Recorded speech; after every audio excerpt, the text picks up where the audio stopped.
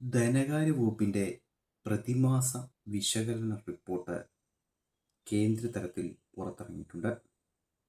ആ റിപ്പോർട്ട് പറയുന്നത് ഇങ്ങനെയാണ്: രാജ്യം നിലവിൽ പല പ്രതിസന്ധികൾ നേരിടുന്നുണ്ട്. രൂപയുടെ മൂല്യശോഷണം ഇറക്കുമതി ചെലവ് വൻതോതിൽ ഉയർത്തു. ഇത് സാഹചര്യങ്ങൾ കൂടുതൽ വഷളാക്കും. ഇത്തരം പ്രതിസന്ധികൾ നിക്ഷേപകരുടെ വിശ്വാസം ഇല്ലാതാക്കും.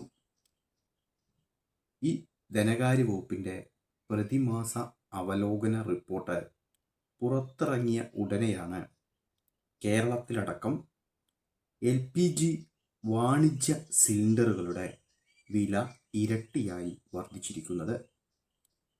ഇങ്ങനെ ഇരട്ടിയായി വർദ്ധിക്കാനാവശ്യമായ സാഹചര്യമൊരുങ്ങിയത് ലോകം ഇന്ന് നേരിടുന്ന യുദ്ധം ഒരു കാരണമാണ്.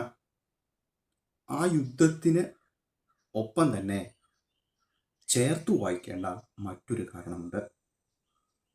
നാം പിന്തുടരുന്ന സാമ്പത്തിക നയങ്ങൾ ഒരു ലക്കും ലഗാനവുമില്ലാതെ 1991 മുതൽ വലിയ അമേരിക്കൻ വിധേയത്വം കാണിക്കുന്നതിൻ്റെ ഭാഗമായി നാം ഒപ്പിട്ട് തള്ളിയ കരാറുകൾ, ഇപ്പോഴും ഒപ്പിട്ട് തള്ളുന്ന ന്യൂസിലാൻഡുമായി വരെയുള്ള കരാറുകൾ, സാമ്പത്തിക നയം എന്തായിരുന്നു രാജ്യത്തിൻ്റെ കൃത്യമായ അന്താരാഷ്ട്ര നയം, അത് മാറ്റി ചിന്തിച്ചതോടുകൂടി ഈ പ്രതിസന്ധിയുടെ ഭാഗമാവാതെ നമുക്കും നിൽക്കാൻ കഴിയില്ല.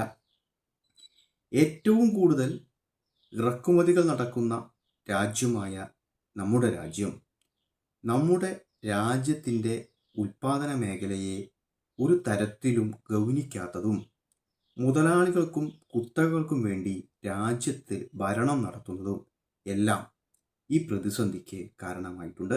വലിയ പ്രതിസന്ധികൾ ഉണ്ടാകുമ്പോൾ നാം പറയാറുള്ളത് ബദലുകൾ വേണമെന്നാണ്. അത്തരം ബദലുകളെ ഇവർ അംഗീകരിക്കില്ല. ഇതുമായി ബന്ധപ്പെട്ട ഒരു കേന്ദ്രമന്ത്രിയുടെ പ്രസ്താവന ഏറെ ശ്രദ്ധിക്കപ്പെടണം. നിങ്ങൾ ലോകത്ത് മുഴുവൻ പോയി നോക്കി വാ, എന്നിട്ട് ഇന്ത്യയെ കുറ്റം പറയുക എന്നാണ്. ഇങ്ങനെ ലോകം മുഴുവൻ ചുറ്റി മുഴുവൻ കണ്ടുവന്ന് ഇന്ത്യയെക്കുറിച്ച് പറയാനല്ല ഇന്ത്യയിൽ ഒരു ഭരണകൂടമുള്ളത്. കാലത്താണ് ഈ LPG സിലിണ്ടറുകളുടെ വില വർദ്ധിച്ചത് എങ്കിൽ അത് ഇടതുപക്ഷമാണ് ചെയ്തത് എന്ന്